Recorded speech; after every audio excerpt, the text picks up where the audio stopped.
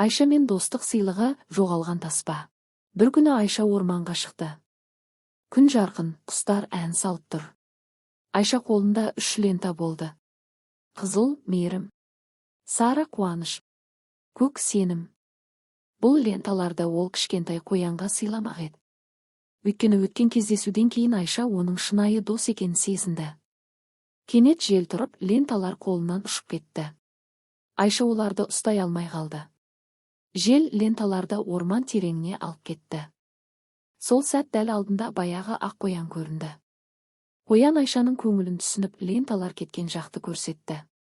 Екеуі бірге іздеуге кетті. Алғаш қызыл лентаны тапты. Ол кірпінің үйін әдемі қылып тұр екен. Кірпі күлімсіреп, мейірім үйімді жылытып тұр деді.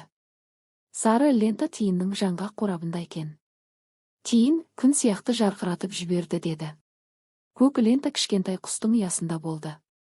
Құс бұл сенім сезімін әкелді деді. Үшеуі де ленталарды Айшаға қайтарды. Бұл достық белгісі деді. Сол сәт Айша түсінді. Сыйлық зат емес. Сыйлық жүректегі жақсылық. Айша қоянға кішкентай лента байлап, бұл саған деді. Қоян сыбырлап, рахмет, досым деді. Олар бірге күліп орман бойымен кете барды. Жылылық ең үлкен сыйлық. iKids KZ YouTube арнама тіркелуді ұмытпаңыз.